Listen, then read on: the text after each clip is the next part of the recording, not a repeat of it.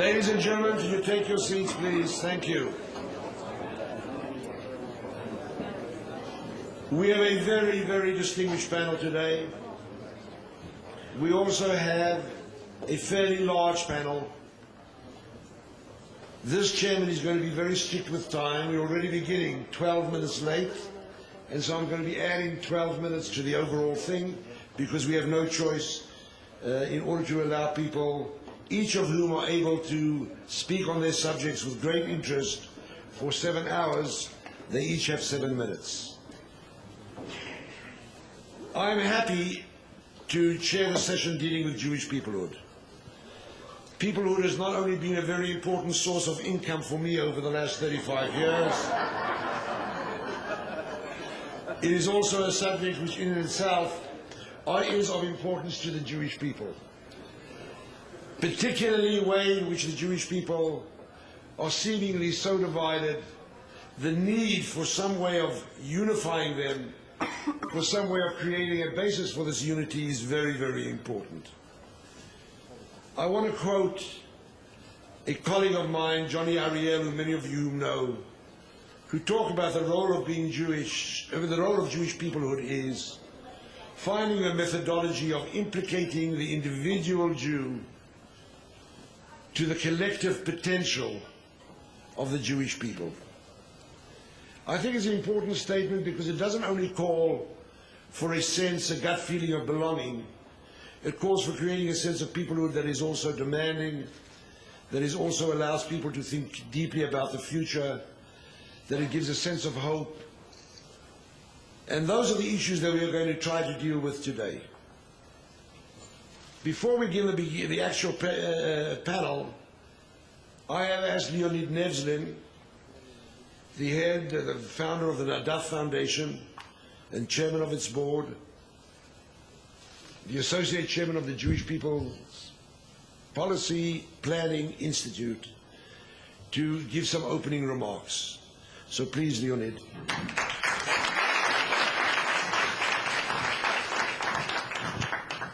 Thank you, Avram.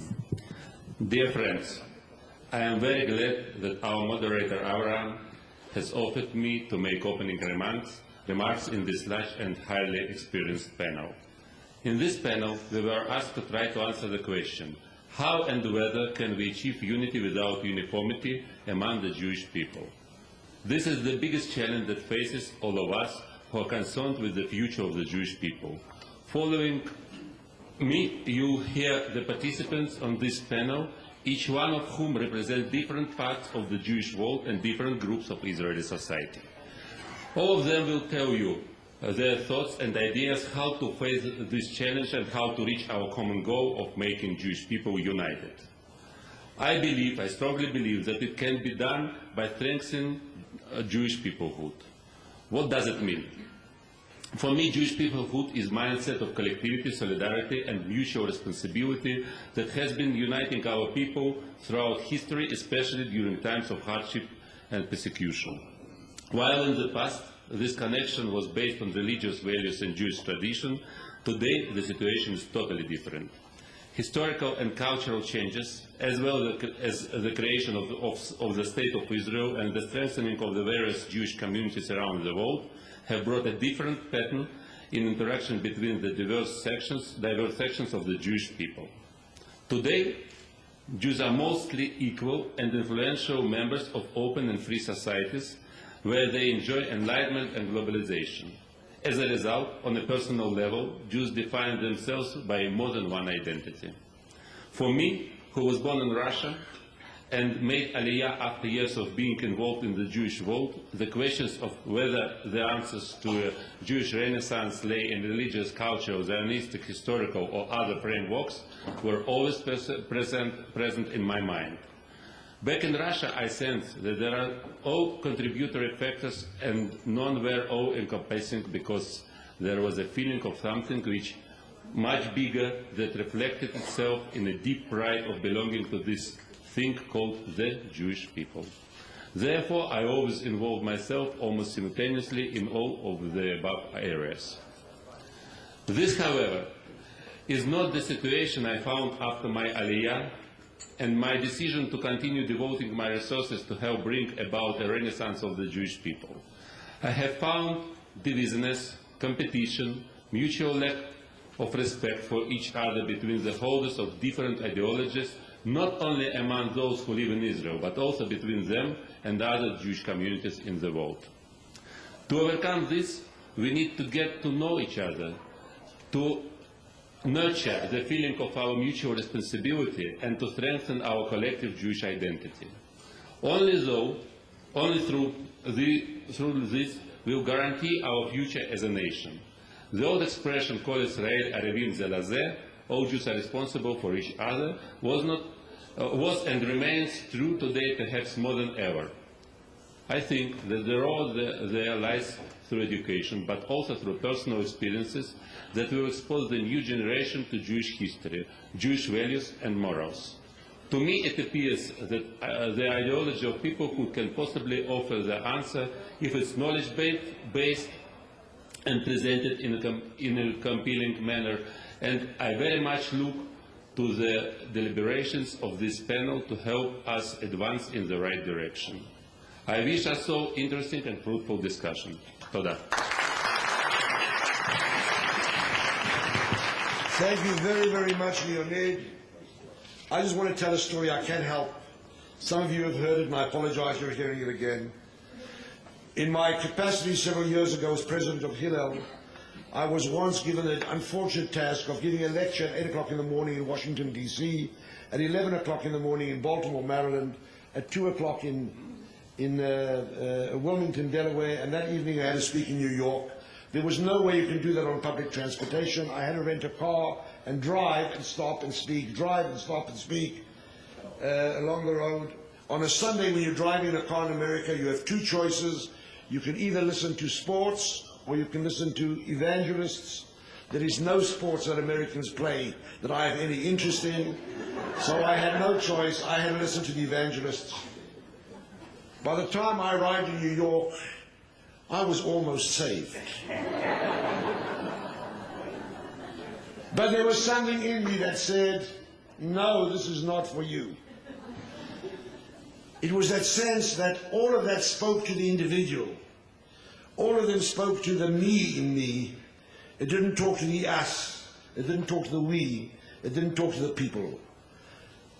Today we are going to try to analyze the problems facing this people and some of the solutions and the ways to approach the issues of ensuring the future of the people. I would like to invite Professor Shmuel Trigano. You have his CV in front of you, but I do want to very quickly tell you he's a professor of sociology and religion and politics at the University of Paris. He's the founder and director of the Alliance Israelite Universitat College of Jewish Studies.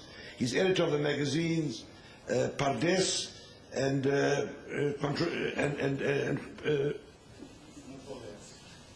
Controverse. בבקשה.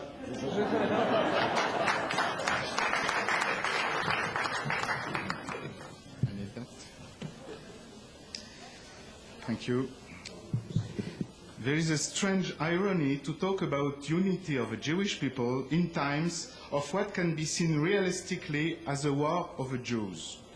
It is critical to analyze the reason of this war in order to understand what is at stake when speaking of unity in relation to the Jewish people. Among the larger part of today lost Jews, two camps confront each other. Their importance is different if you are in diaspora or in Israel. One is the ultra-Orthodox trend, and the other the post-something-anything movement, post-Zionist, post-modernist, and so on. The two camps aim at the same target. They question de facto and de jure the existence and the legitimacy of a Jewish people. The main consequence of such a position is that they are opposed to the will to sovereignty of these people as it is carried out by the State of Israel. This questioning is passive for the ultra-Orthodox and mostly Israel-limited. It expresses itself through a national inertia, a default regarding the common life, and a sectarian choice to be a counter-society. In diaspora as in Israeli society, these two camps stand aside from the Jewish people, but the phenomenon is much more developed in Israel, where exists a real Jewish society. On the contrary, for the other camp, this dispute is aggressive and activist.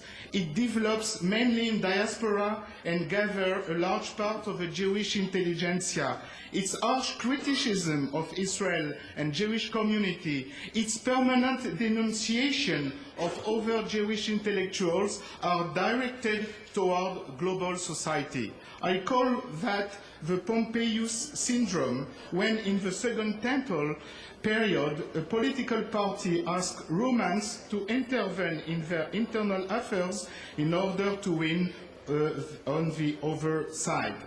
It's a nightmare to state the fact that the theoretical impulse of their position comes from sectors of the Israeli intelligentsia and academia and media.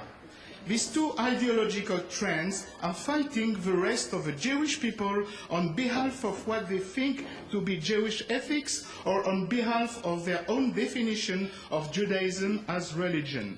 And this dispute occurs in a political arena where the existence of a Jewish people is demonized and delegitimized. I cannot stop thinking that these two ideologies are the same ones that disarmed the Jews in the decades preceding the Shoah, and that they are the more vocal, the more systematic, and the more organized in today's public arena in this prodigious period of an existent Jewish sovereign state. That is to say that the ideological political forces that are the most active today are those who risked the life of the Jews before the Shoah and the creation of a state. What is at stake, as we see, is the Jewish condition as a people. From one side, it is attacked on behalf of a secular spiritualism. From the other side, on behalf of a religious sacred. On behalf of an immanent inwardly principle, or on behalf of a transcendent outwardly principle. This is an indication that there are two entries into Jewishness, as a people and as a creed. Will it be secular or religious? This indication helps us to understand that the Jewish people is twofold, a people and a church. From one side, a specific people, and not a people of peoples, as the Christian Catholicos or the Muslim Ummah. From the other side, a church, Knesset, Knessia, but not a clergy, as the Christian church. This unique characteristics is pretty well illustrated by the founding narrative of this people. The Sinai revelation is granted to the whole of a people. This twofold identity implies that the people does not depend on the state for the principle of its existence. The people is greater than the nation. That's why it can exist outside the Israeli state and diaspora. It implies also that religion is not limited to the needs of the people as pretended Spinoza, but has also a universal significance. Judaism is a viewpoint on the universe. This twofold dimension expresses itself in different ways. Diaspora Israel, religious, secular, Sephardi, Ashkenazi, people, nation, state, religion. In the same way, according to Genesis, that humanity, which is only one, is basically man and woman. It's upon such a joint of these two, an articulation of these two components, that we have to lean in order to think of unity as a unity of opposites. The new situation created by the existence of a state is that the federative element cannot be exclusively the book as it was in exile. The state has to be aided. If the book is the federative element of a church, if the state became the federative element of a people, we have to seek for a way to federate the state and the book. It is a totally new theological problem for Judaism as religion. It is a totally new political problem for Judaism as a people. Thank you. Thank you very, very much. Well, it's my honor to introduce Yedidi V'Mori, Arnie Eisen, the Chancellor of the Jewish Theological Seminary, the Academic and Spiritual Center of Conservative Judaism, formerly Professor of Jewish Culture and Religion at Stanford University. Arnie, Basha.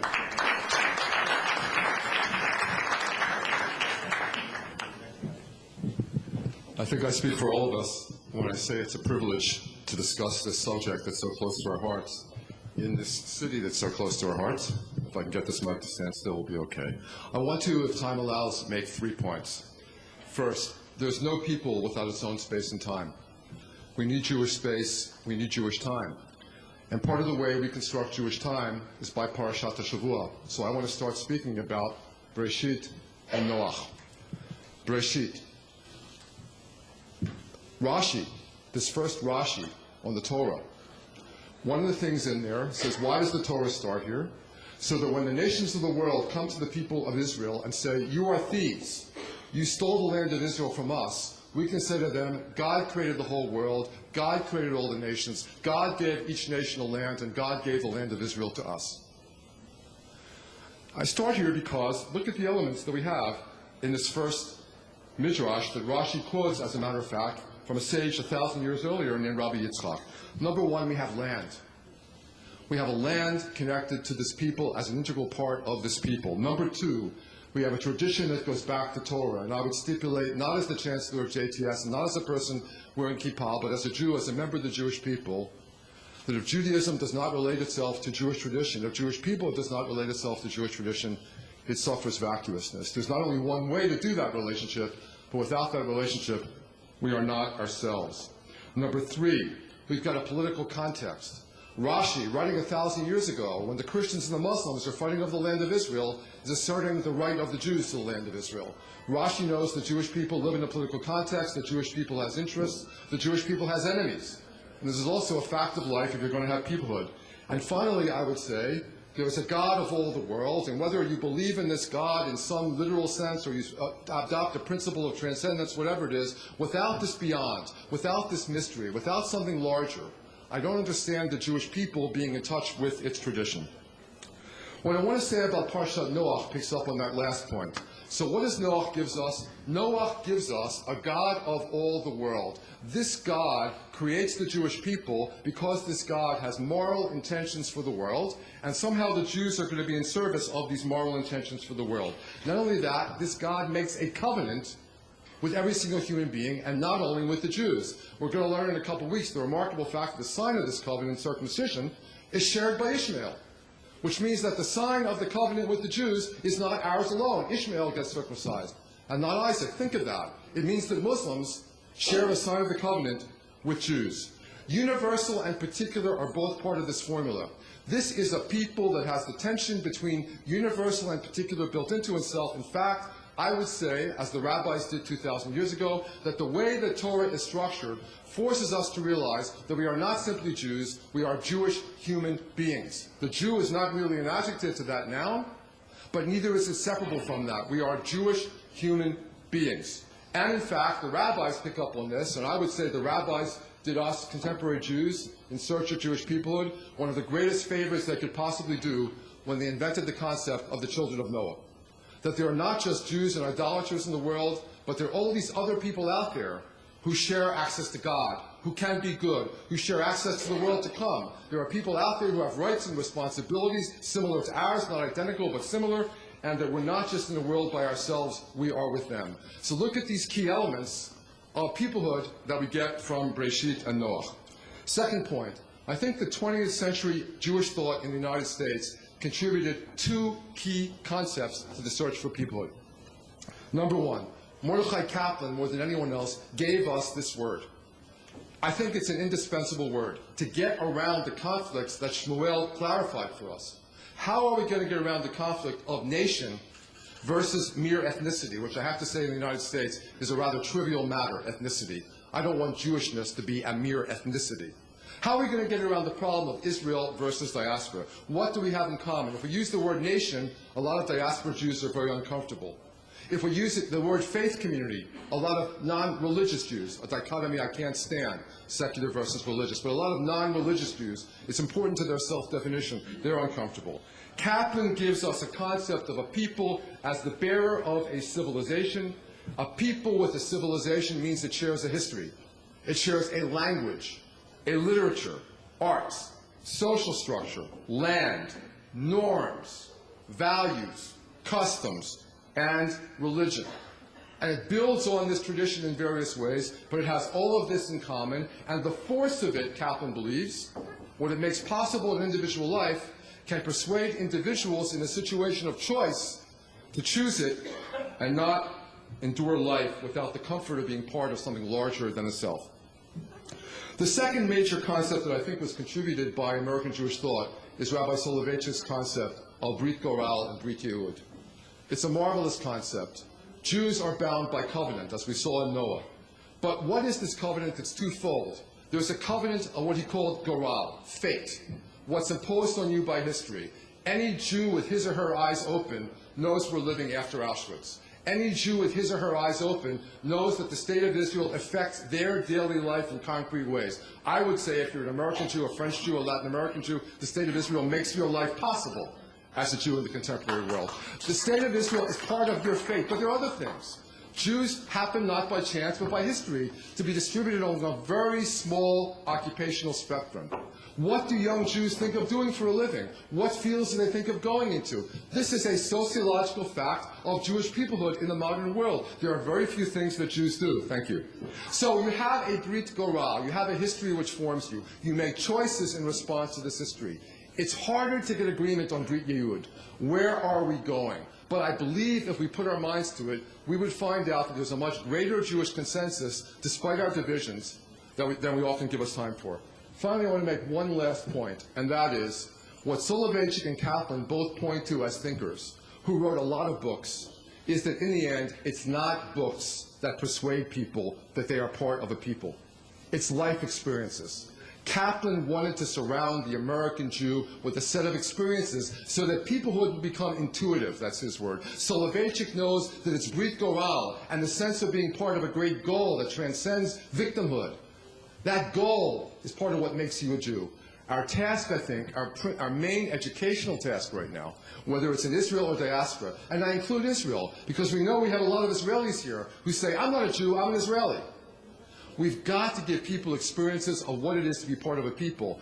And it happens that those experiences were formative for me, and if there were time, I would list them, but I hope they will all be here and able to exchange the personal experiences that made us not just Americans or Frenchmen or Israelis, but Jews. Thank you very much.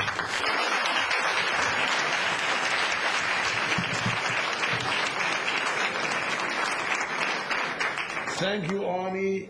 The note that I passed him says, Arnie, keep going. You have as long as you want.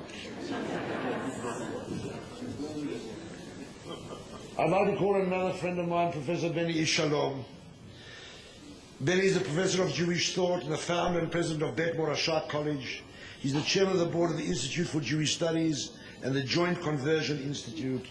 Very, very involved in issues of Jewish peoplehood. Benny, b'vakasha.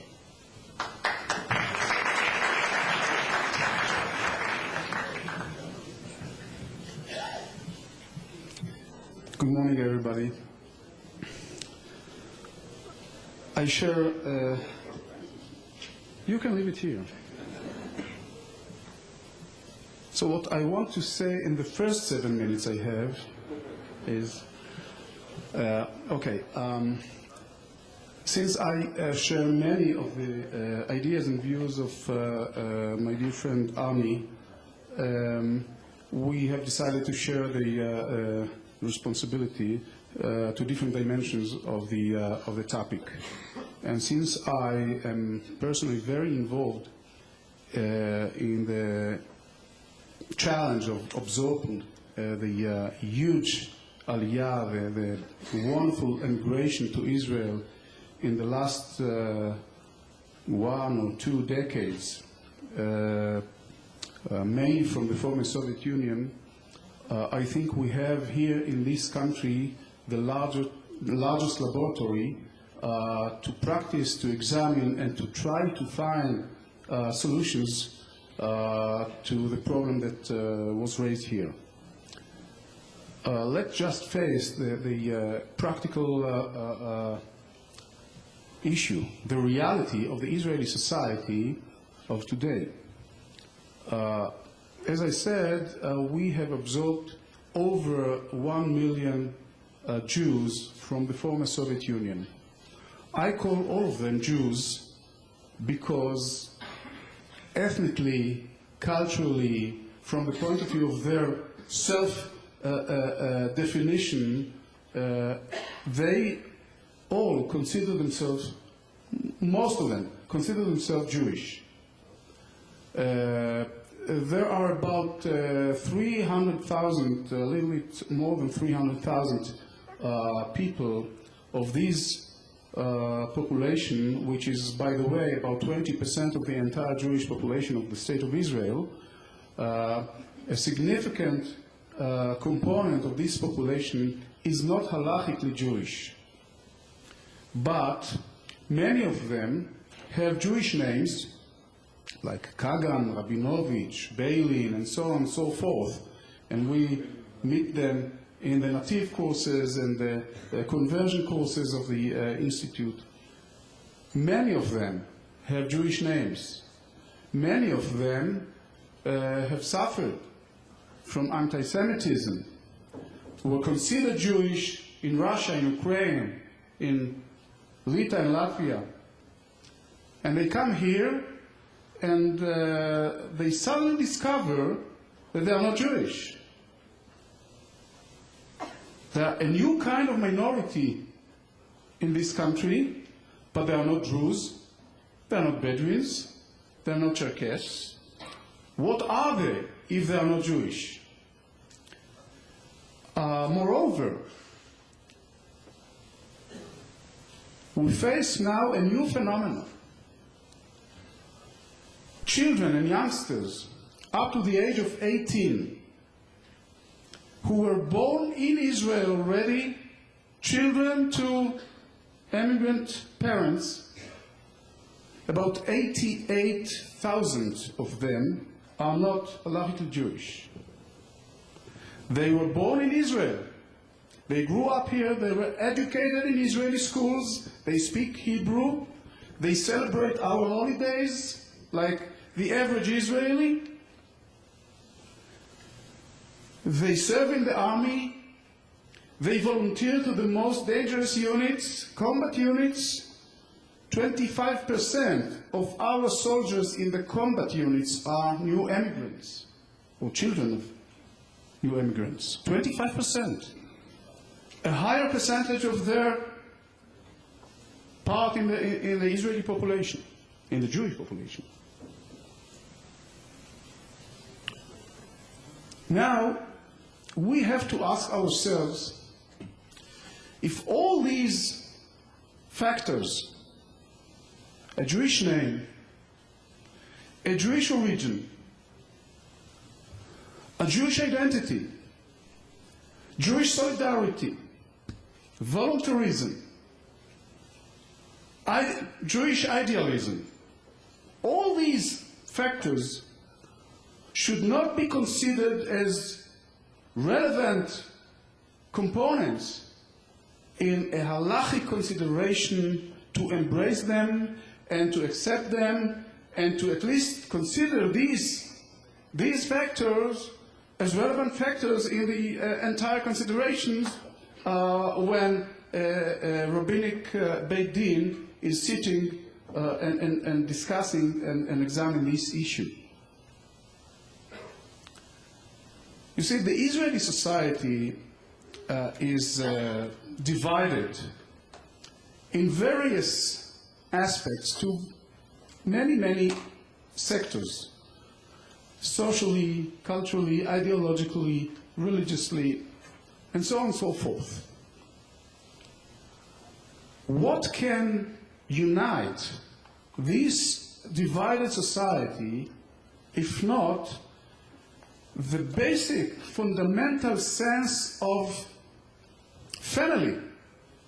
I use the paradigm of the family, of these people, our brothers and sisters, who came back home, and we are actually almost failed in absorbing them, in welcoming them. In order to reach a solution which can be agreed upon by all streams, by all sectors, by all segments of the Jewish people, we have to find the minimal basis for absorbing them. And there is a solution within the halakha to solve the problem. This is not the time, because I'm looking at the clock. This is not the time to give you a list of halachic solutions for such a problem, but I think that the idea of the Jewish people or Judaism as a civilization was not created for the first time by Mordechai Kaplan, although I accept his teachings as very inspiring teaching. For that purpose, we found it in the very ancient halachic sources which consider Jews of a Jewish origin, of Jewish culture, as our brothers and sisters for the sake of conversion and absorbing them into the Jewish people, integrating them into the Jewish people. We have just to find and to bring these sources, we know them, to the surface of the public discussion, and to strengthen those people, those leaders who are willing to move forward in this direction in light of these values. Thank you.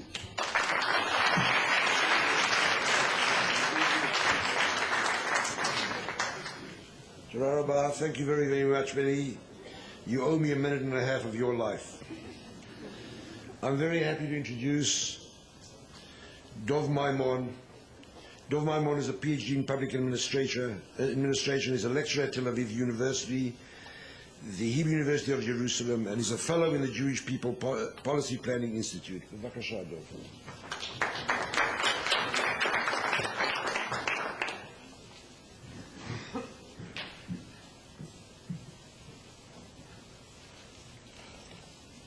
Ladies and gentlemen, dear distinguished guests, distinguished panelists, Kirvod Mori Rabbi, Professor Benny, Shalom, good morning.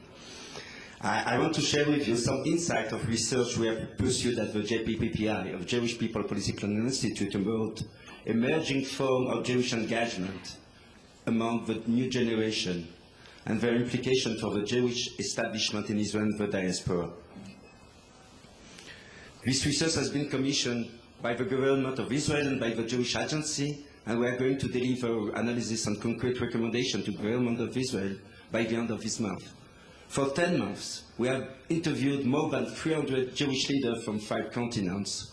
We have met with young activists around the round table with very slightly affiliated young Jews, asking them about their understanding of what we call here Jewish peoplehood. Our last brainstorming session was in the US last week, and I see in the room several of key US Jewish leaders, thinkers, activists, and researchers from Israel and from abroad who stayed with us for 1 day and a half to think about the new development in Jewish identity and our best organizational way to adapt to them. I want today to share with you some of our findings, and especially some insights that I perceive as particularly inspiring. First insight, I want to say that the old form of belonging are not relevant anymore to the majority of young Jews. Even chief ultra-Orthodox rabbis, Haredi rabbis, that I know for years and whose children go to the same yeshivot as mine, tell me in private that young Jews are bored in synagogues. Even federation leaders say that giving a check is not anymore a sufficient way to generate meaning and belonging. Most young Jews do not find relevant existential meaning in past traditional behavioral patterns. They feel connected, are proud to be Jewish, but want to express it in their own ways. People are definitively looking for meaning and belonging, but not to the inherited ones. They don't trust other experience. For sure, to be meaningful, Jewishness should not be the goal by itself, but a means to achieve something bigger, social, ethical, spiritual project. Let's be clear.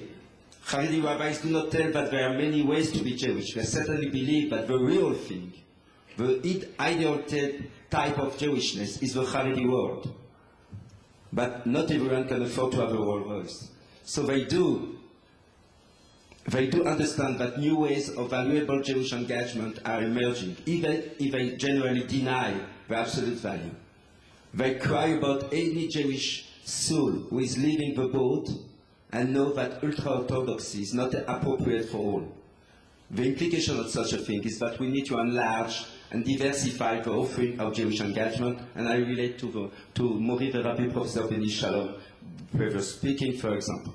Second insight, because we do not know what will be the meaningful way of belonging of tomorrow, we need to provide space to allow young people to pursue their personal journey to Judaism. Each young man and young woman wants to experience by his or her own exploration of his connection to Jewishness. Here I get to the concept of Jewish peoplehood. The word is not defined. This is a unique advantage. I see it as a unique advantage. Each one can put in its or its own meaning. There is no one peoplehood as many ones as Jews. Allow me to share with you some of my feelings about it. The word peoplehood is fascinating. It is an empty concept, and emptiness is often an advantage in Jewish mysticism. Similarly, in traditional Judaism, we do not pronounce the name of God. Everything you say about God is a reduction of what God is. Similarly, the connection to Jewishness is multifaceted, is individual, is personal. People have to put their own meaning in it. It is good that it's this way. To allow this journey to take place, we need to set up a space. The space has to be inclusive, accepting everyone from where he or she stands, and without excluding anyone who wants to be part of it. Egalitarian, women and women, welcoming the outsiders and allowing them to build their own space in their own terms. Israel is a core component of this journey. It is a place of energy, it's an exceptional human adventure, an outstanding startup. Beside ethnicity, culture, and religion, Israel is one, or maybe the core station of this journey. Third and last insight I will present here, there is a need for a new common shared core of meaning and behaviors. The old 613 mitzvot are not exactly appropriate to what the people need. They need a new content. Something that will be common to Israeli and diaspora Jews, something that will give a positive content, even its emptiness, but we need some positive content which will be not mandatory, but will be part of something we want to behave according to it. Common values and behaviors. If it's not mandatory and exclusive to this peoplehood concept. And I will mention one of the key points that come again and again. One is Hebrew. If all Jews will speak basic Hebrew in 15 years from now, we'll allow common conversation. There will be a specificity of your global community. And Jewish literacy, Jewish art, Jewish music, and Torah study in wide meaning, including Bible and Talmud, but also Leonard Cohen, Franz Kafka, Philip Roth, Emmanuel Levinas, Martin Buber, and others.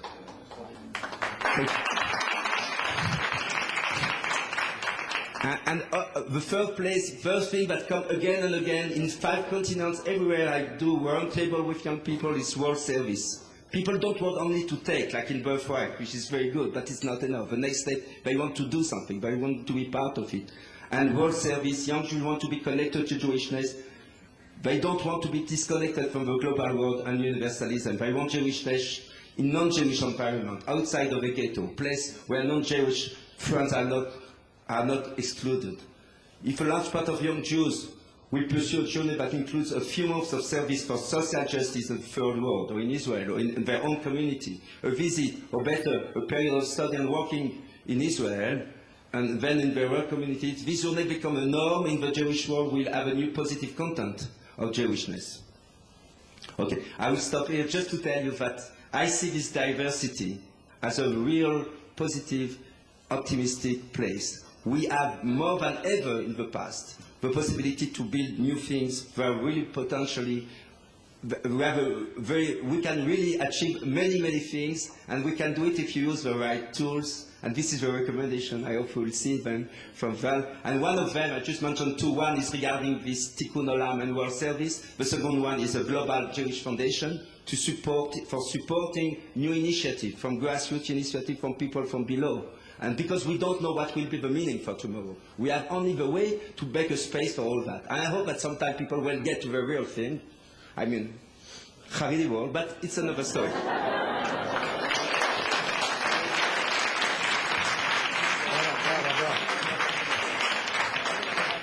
Thank you very, very much, Dov.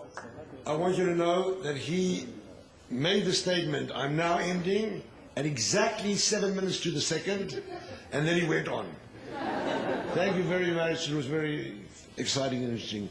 Ladies and gentlemen, in preparation for this occasion, I sent the only tie that I own to be cleaned. I prepared it for today, but last night I read a what I think was an unkind and untrue comment about the President's conference, that there were so many people speaking here who were old men with ties. I could do nothing about my age. I could do nothing about being a man, but I did get rid of the tie.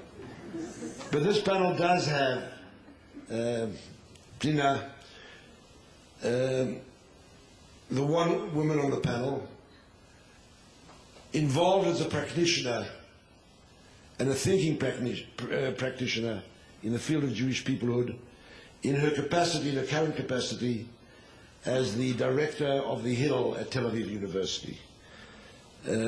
She's definitely not old, definitely not a man.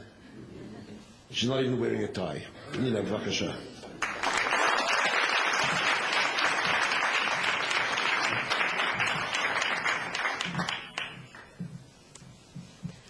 I just want to say that I'm also optimist, like you, which is the same word in Hebrew. And I want to share with you some experience from our field as a Hillel in the campus when we going out to reaching students. And it's a perspective from the Israeli students. So the feeling of belonging to the Jewish world today, it's cannot be only because I'm Jew or because I have an emotional feeling that I'm connected to the Jewish world. It has to be something that comes in also from a level of knowledge and some responsibility. And that's what we learned from the last 6 years that I'm in Hillel.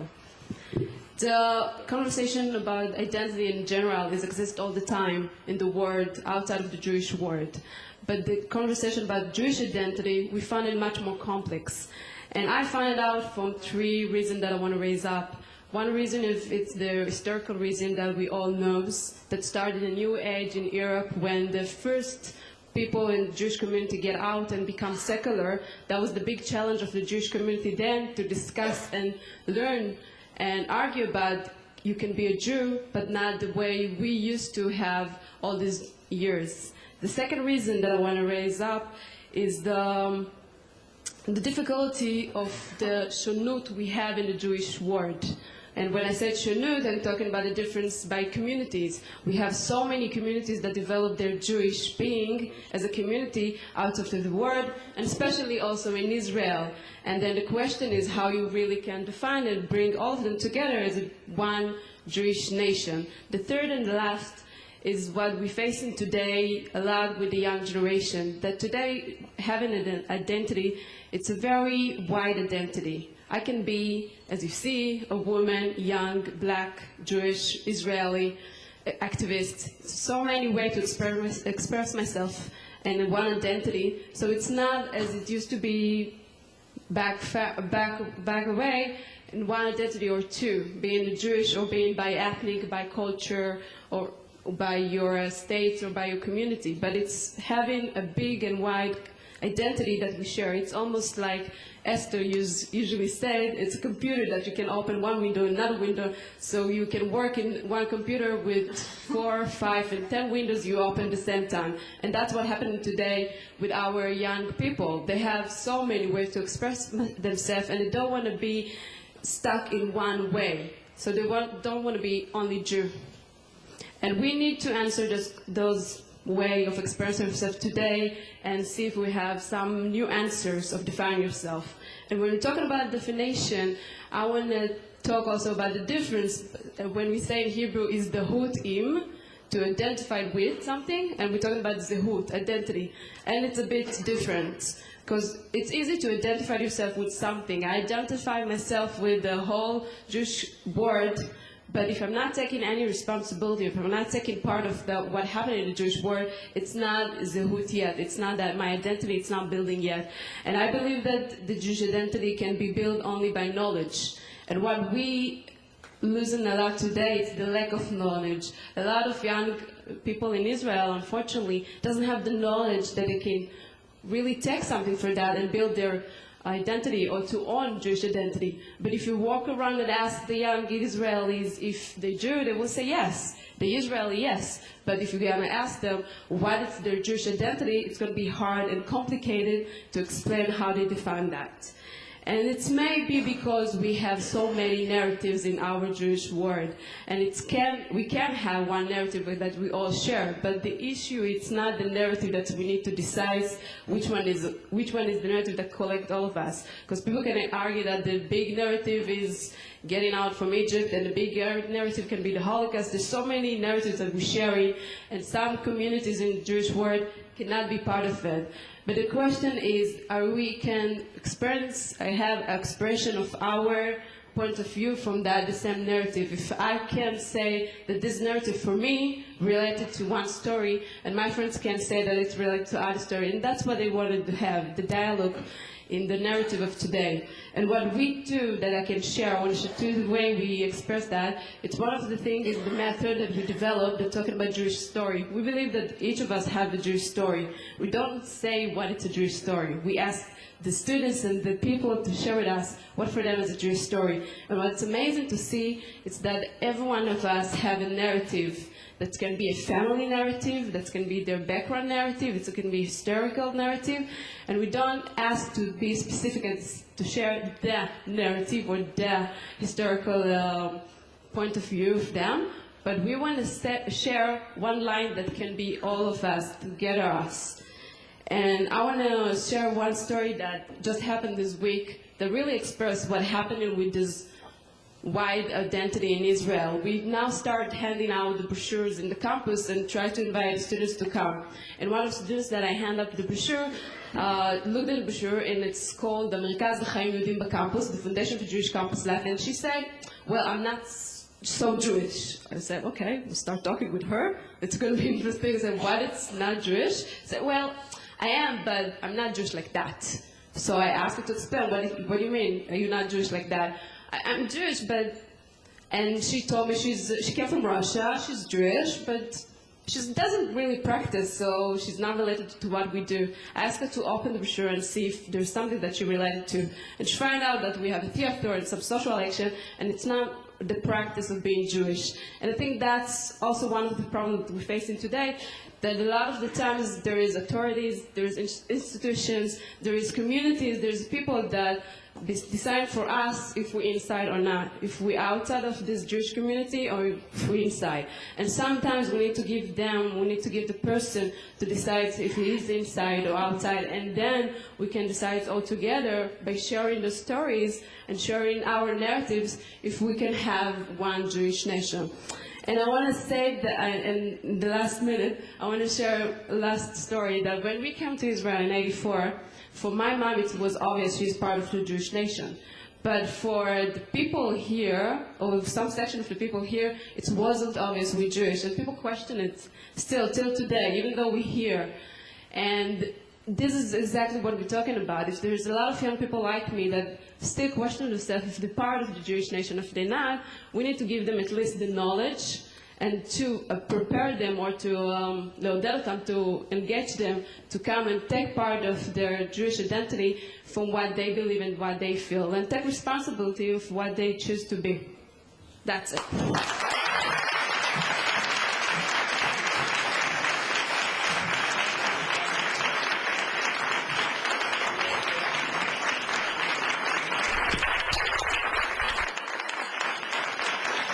Nina, thank you very, very much. We have exactly 13 and a half minutes for questions and comments from the audience and 13 and a half minutes for responses from the panel. So please raise your hands. I will try. Is there a mic that's going around somewhere?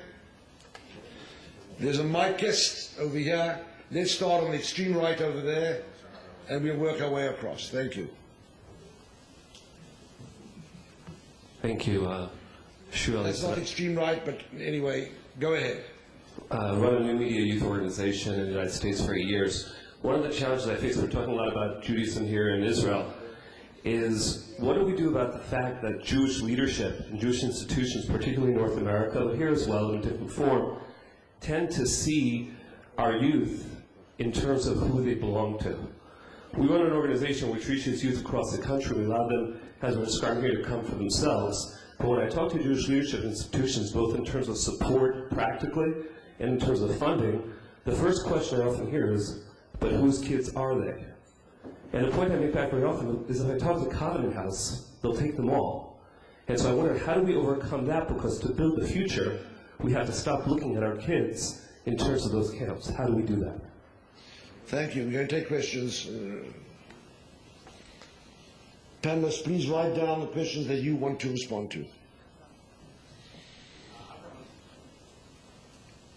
Avram, you made a bit of a joke about the appearance of the panel, but there's actually a serious issue that that joke masks, in that although the panelists had extraordinary things to say and belong in this conversation about Jewish peoplehood, the panel doesn't look like the Jewish people.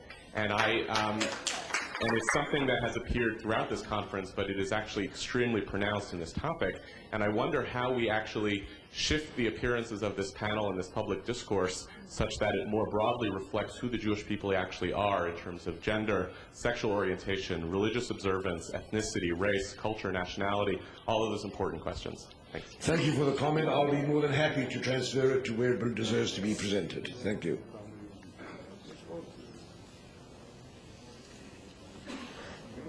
Yizhar Hess, the CEO of the Masorti movement in Israel. Some of you talked about the core role that Israel should play in Jewish peoplehood today and in the future. And I think you didn't touch a substantial issue, and it's the fact that Israel in some ways is losing its place, although also phenomena that are escalating the situation. I think this is something that would be a main obstacle in years to come. Thank you.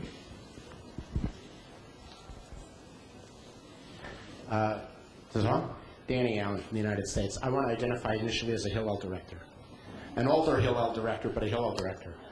I want to ask the following question. I appreciate the questions about our people, who we are, what we are, but we are, if we listen to all of the other sessions, and Jimmy Wolfenson this morning about the explosion of the world population, we are currently a statistical error in the Chinese census, let alone what's going to happen by 2050 if he's right about 9 billion people.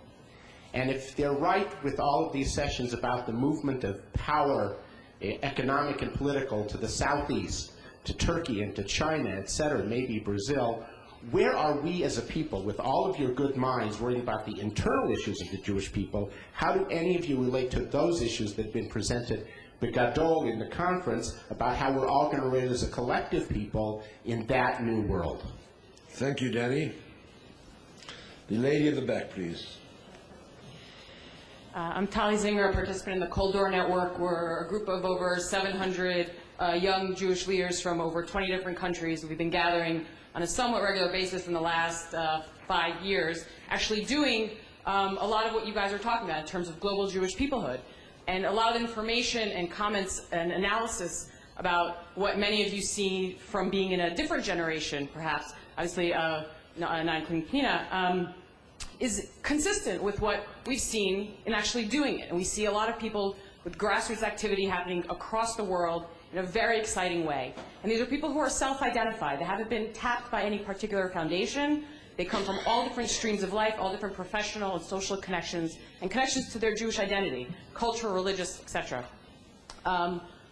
What is it that Israel and the organized Jewish world can do to support groups like this, like Kol Dor, that have seen ways of bringing people together to strengthen Jewish peoplehood, whether through Tikkun Olam, with the current launch of Jewish Social Action Month, which is Cheshvan, which is a call to tap into this need to do something for the broader Jewish world and the broader world beyond the Jewish community, and strengthen our connections across communities, or other activities that have happened. There have been a growth of salons bridging the Argentine community, the Mexican community, communities that have previously the younger generation has felt excluded from. What can the organized Jewish world and what can Israel be doing in order to strengthen the activity that's happening, bubbling up from the bottom? Thank you. Hello, my name is Erwin Shimshon. I'm the president of the Bucharest Jewish community in Romania. I have a question for Professor Shalom. You're the one who spoke about the need to adopt and the need to open to those who are non-halachic or who come from mixed marriages or assimilated here in Israel. Now the question is, I come from a small community. I'm the president of a small community who's facing this issue very, very seriously. We have children that we invest in. When they're kids, we send them to Jewish camps. We give them a Jewish education. They go to Talmud Torah Sunday morning Jewish school. And the moment when they're at the age of bar or bat mitzvah, because we're by tradition an Orthodox community, we then say, hold on, we cannot give you a bar mitzvah. You're not halachically Jewish. Or the moment they have to get married, to have marriage, they cannot get married.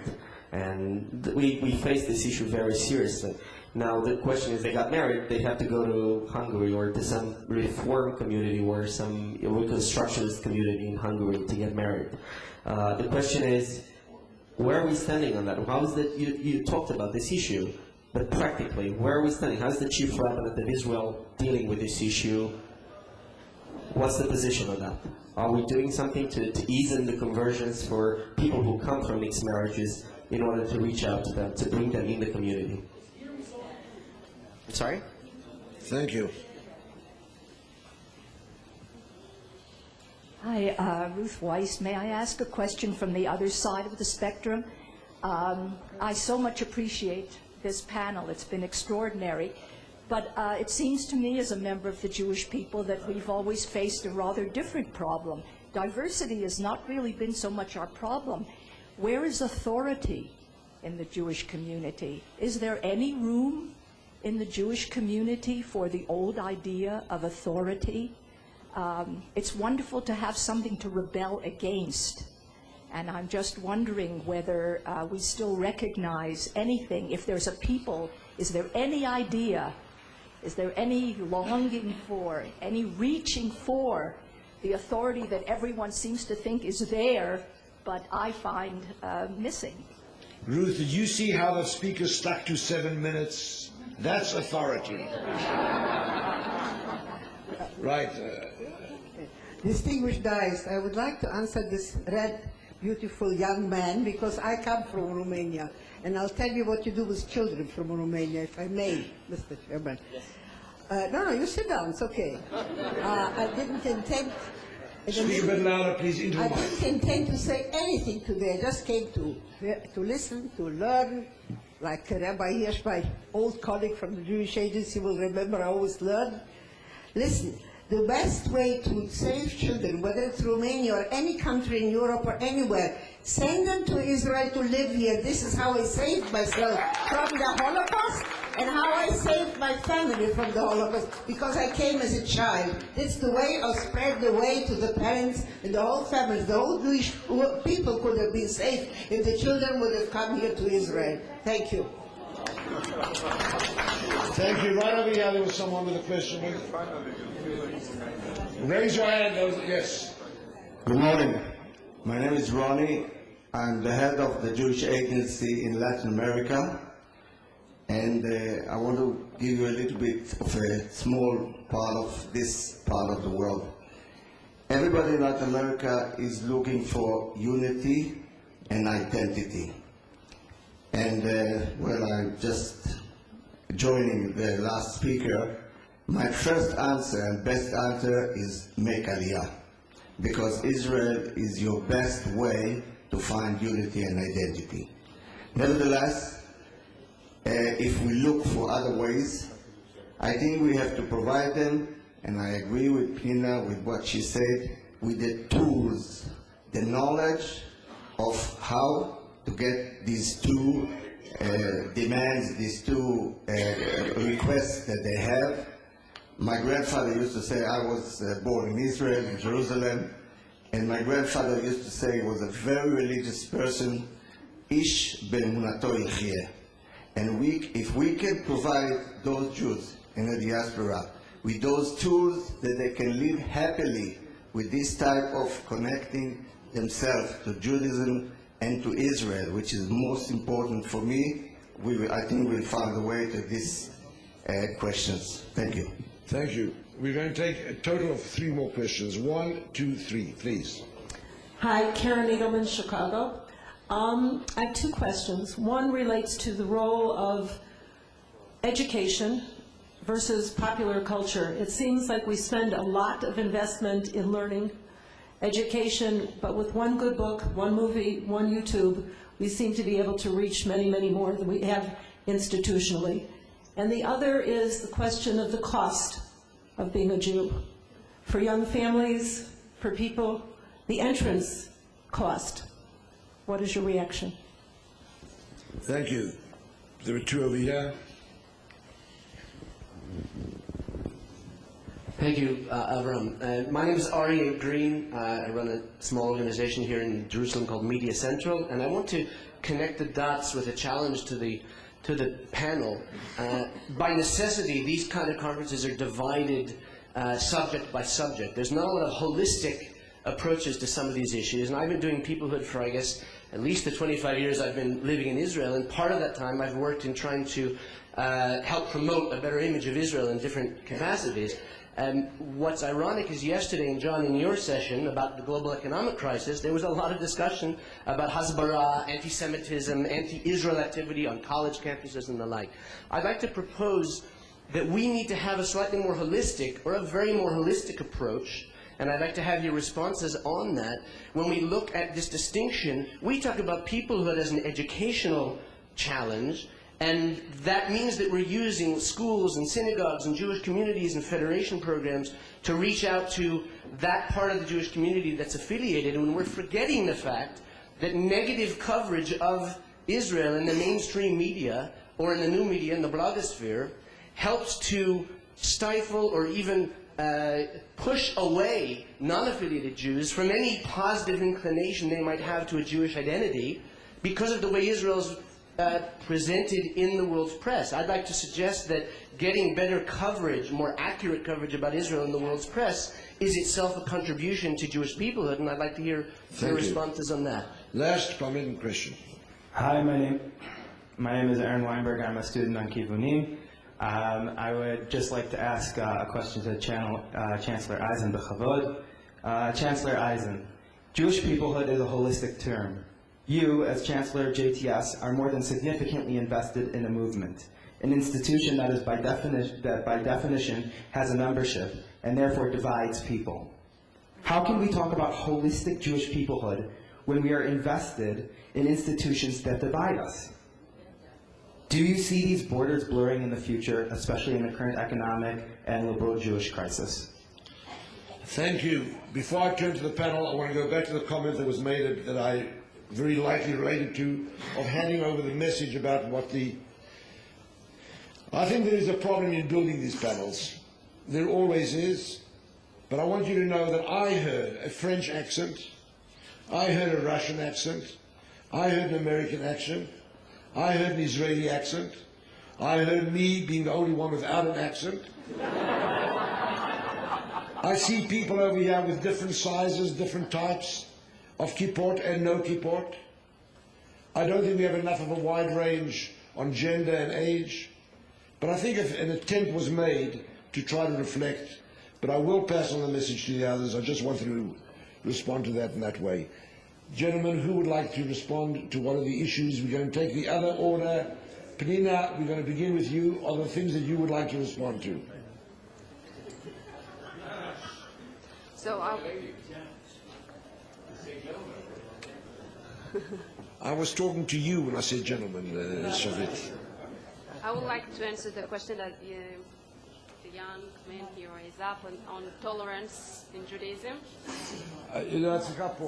זה פתוח? You can do it from there? סליחה. שומעים? Okay. So I want to answer on the question of tolerance in Judaism that you raised up, and you actually were talking more about specifically on the young people that come into Israel.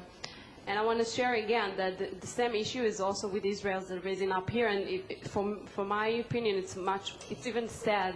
It's more sad that the Israelis here doesn't feel connected to the Israeli state, only if they went to army service or other things that they share together, but they're not connected to the Israeli side of the country through the Jewish identity. And I think it's again, start with education, as you said. And the education here, it's already divided to two, as one of you also talked about institution, the last person that raised the question. The institution here starts with the education. You have for Orthodox education and secular education from kindergarten. It's also a mistake. So they already divided from really early age of their lives. And the only first time they all mixed is in the army. That's the first time we all mix, the Israelis.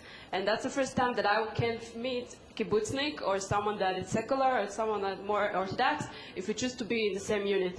And I think that's one of our mistakes as a community or as a government, that we're not sharing those, the same narratives of stories or values in the beginning. We can do it even though we have different institutions. I don't think it's matter if you're Orthodox or secular, you can still share the same narrative and the same stories in kindergarten through the high school, and not to wait to the army to combine us all and mix it all to put it in the same universe, and then we all share the same identity. And I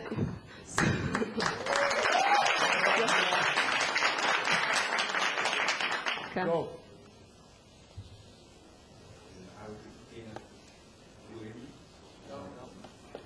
I will react to three issues regarding the Orthodox monopoly in Israel. I think monopoly is not the best way to thrive. I think that we have to, competition is very challenging to existing establishment all the time, but we have to learn something very simple. Establishment never gave up the power. We have to take the power. No way. I mean, so it's right for the non-Orthodox people, it's right for the young people inside the existing establishment in Israel, in the diaspora, and we have to fight for that. We have to combat. It's not some easy thing, but we have to do it. I mean, it's maybe for all, the goal of all of common interest, but we'll never see someone who has the power to give it up. I mean, it doesn't work this way. So we have to find ways. So it's a matter of balance of power. Regarding the new world, we are not going to compete on numbers with Chinese and other Asiatic people, but we can certainly position ourselves as an avant-garde. If the Jewish people, like Abraham Avinu, like the biblical, the Bible prophets, if we have something to say, if we have a meaning of what is meaning to be Jewish today, and we have no problem to be something with leading social justice in the world, and all the people will see Judaism as significant, and we don't need to be a big numbers. So we'll get maybe the numbers by the way, but it's not exactly which we need to achieve. Regarding Aliyah, I will be a bit controversial, I'm sorry. We need diaspora in Israel. And maybe it's right for small communities to invite people to come to Israel. It's a good thing for them and for us, for sure. But research shows that we need thriving community to have Aliyah. People come from thriving community to Israel. And we have to encourage these thriving communities to have a strong, thriving communities. And regarding geopolitics, it's clear that it's not good. To all the Jews will be only in Israel. It's very important. It's the diaspora, it's an extraordinary human capital, social capital, cultural capital. It's no comparison when you come from Holland to Boston, when you come from Israel and you are Jewish. You have so much social capital and cultural capital. It helps you. One of the reasons of thriving for Israeli high-tech, I come from there, is because we have this connection. And it's very important. We need the diaspora. the way we need demography, a Jewish demography in Israel. That means that people can live 5 years here, or 10 years here, or 1 year here, and we have a global community. It's something new, we don't know. Regarding people speaking of internet, we don't know for the moment how to use it a correct way. We have to investigate that, and we have to encourage a lot of creative and innovative initiative of people who know how to do it. It's not I'm too old to tell you how to do it. My kids know maybe. Regarding authority, I respect very much what you say about we need authority, but I'm not sure it's the real problem of the Jewish people today. I mean, we need a new authority, and we can look in the Jewish history, regarding Rabbi Yochanan ben Zakkai, who made a real revolution in Judaism, who changed completely what was Judaism. I'm sure that many people were against him. So it's not new in Judaism. Normally, the existing situation, people don't like the new thing. So we have to confront and then challenge the authority, and we'll see what the authority will do. There was a question about authority. Leonid Nevin is not only the founder of the Nadav Fund, he happens to be my boss. And he points out that there's a young lady in the front row here who very much wants to ask a question, and he adds that I give an opportunity to ask that question. Is there a mic still available somewhere quickly? Your question, Ruth, on authority?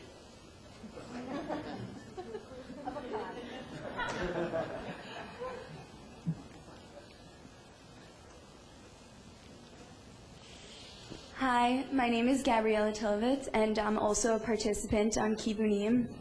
And our goal on Kibunim is about spreading awareness of coexistence.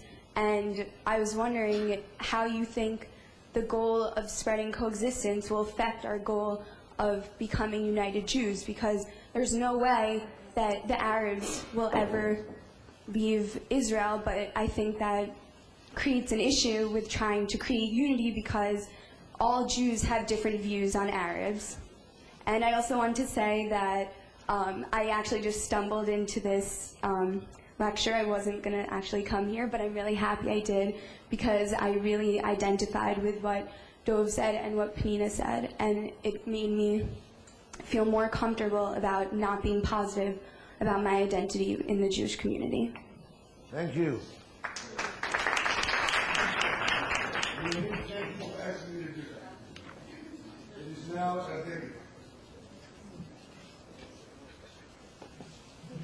Thank you, Benny. Thank you, Abraham. First of all, I would like to offer all of us who come from various institutions, establishments, movements, and so on and so forth, to try to overcome the boundaries of our original circles, and not to be committed or obliged to these establishments and institutions, but to the future and the fate of the Jewish people. This is our shared concern, and therefore I think, thinking this way, our major challenge these days is to educate and to train the future Jewish leadership, young Jewish leadership, who have a Jewish cultural depth without access to classical Jewish sources, to Jewish learning, to Jewish, to the depth of Jewish values. Jewish leaders cannot develop a new vision which can lead and be compelling to the younger generation and bring them towards new horizons. Speaking of new horizons, all the ideas of globalization, the new opportunities in the Far East, and so on and so forth, I think, yes, we should pay attention to these issues and not just be concentrating in our local problems, because thinking of these issues and acting towards achieving goals in these directions will solve some of our local problems as well. I do think that in order to strengthen our position in the global world, in the Far East, in the Islamic world, and so on and so forth, we have not just to create economical relationships with various superpowers in the new world, but we have to develop a spiritual and cultural and religious dialogue with the Far East and with the Islamic world. There we will find also sources of authorities which will be inspiring for at least new chances for peace and for coexistence, which are rooted in these classical sources in both religions and cultures.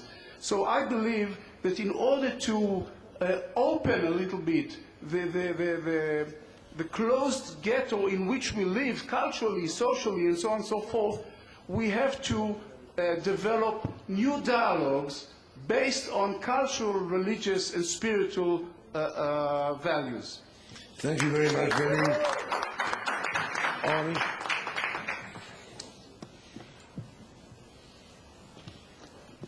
I want to thank everyone for being here. I think we all made a statement by packing this room and making a standing room only discussion about Jewish peoplehood at a conference where, as I wander down the hallways and see the posters describing the future, I don't see the word Jewish in the descriptions of the future. I often felt that somehow the future was technology and science and communications, but these are all means to an end. We've got to have norms to try to shape this future. What are we going to use these things for? And those norms are going to be discussed in Benny's sort of conversation based on common history and common origin, but they're going to come from somewhere. We're going to discuss these among ourselves and fashion a future that's a Jewish future. I don't think that unity comes to our world by lowest common denominator. There's no such thing as language. There are languages. There's no such thing as culture. There are cultures. So I believe, speaking for myself, that there are verities, that conservative, reform, orthodox are historically transitory adjectives that are put in front of eternal nouns. God, Torah, Israel, Jew, these are eternal nouns. The idea of being a Jewish human being, this is a cause I believe is eternal. I must stand up and say that. But just as I don't speak language in general, I have to recognize the fact that, as Penina said, there are multiple narratives. There are going to be multiple ways of realizing these questions. And so the key to our future as Jews is not to arrive at one dogma with one authority, but to allow ourselves a fruitful way of working out our differences. One of the key experiences in my life was sitting at a table in my Hebrew high school week after week and reading Rashi, like that Rashi I quoted earlier, and then comes along Ibn Ezra, and then comes Ramban and said, Rashi read it this way, Ibn Ezra read it that way. I will now tell you what the right way to read the Torah is. Now, what did Ramban do for me right then? He gave me a seat at the table. He said to me, you get involved in the life of your people and your tradition. You bring your story to this eternal story of the Jewish people, and you have a seat at the table to help define the Jewish future. My problem, of course, and I must say one more word here as the Chancellor of JTS, in reaction to my friend Yishar, yes, we are hurting ourselves as Jews. We hurt ourselves as Jews when we try to arrive at only one way, when we try to give one voice, whatever that voice is, a monopoly on controlling what Jewish is.